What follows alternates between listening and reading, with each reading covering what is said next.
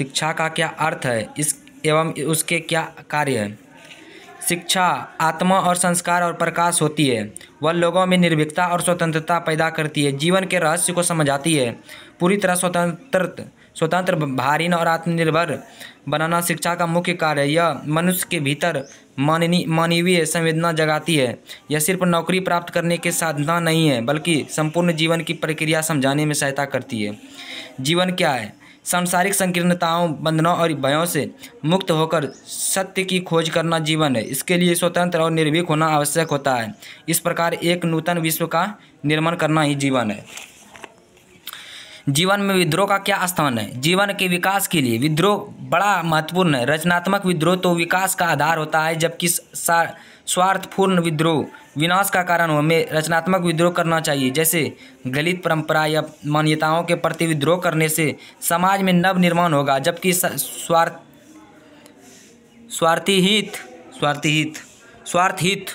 स्वार्थहित के लिए विद्रोह करने पर विश्व युद्ध जैसे विनाशक स्थिति पैदा हो जाएगी। जहाँ भय है वहाँ मेधा नहीं हो सकती। क्या महत्वाकांक्षी से चिंता या भय की उत्पत्ति होती है, अतः भय के रहने पर महत्वाकांक्षा बनी रहती है। ऐसी स्थिति में निर्भीकता और स्वतंत्रता की स्थिति होती है, जबकि ठीक इसके विपरीत भय में अस्पष्टता और जटिलता होती है। भय और मेधा दोनों एक दूसरे के विपरीत है। नूतन विश्व निर्माण कैसे हो सकता है? सत्य की खोज, निर्भीकता, स्वतंत्रता अर्थात वास्तविकता, जीवन मूल्य की स्थापना से नूतन विश्व की स्थापना हो सकती है।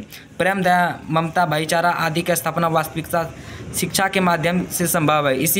इसी से आपसी वैर या महत्वाकांक्षा समाप्त होगी, फिर नूतन विश्व का निर्माण होगा। क्रांति करना, सीखना और प्रेम करना पृथक पृथक प्रतिक्रिया नहीं है। कैसे? क्रांति करना, सीखना और प्रेम करना तीनों आपस में एक दूसरे से मिलते हुए हैं।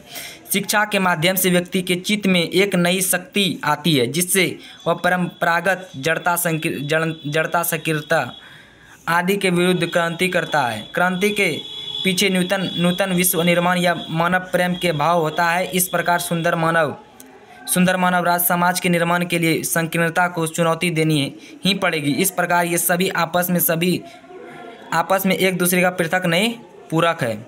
बचपन से ही व्यक्ति को स्वतंत्रतापूर्ण वातावरण में क्यों रहना आवश्यक है? स्वतंत्रतापूर्ण वातावरण में ही व्यक्ति निर्भय हो सकते हैं।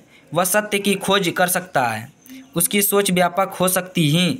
अतः सही शिक्षा के लिए स्वतंत्रतापूर्ण वातावरण आवश्यक है। बचपन से ही इस वातावरण में रहने से लोग स्वाभाविक रूप से शिक्षित हो जाते हैं।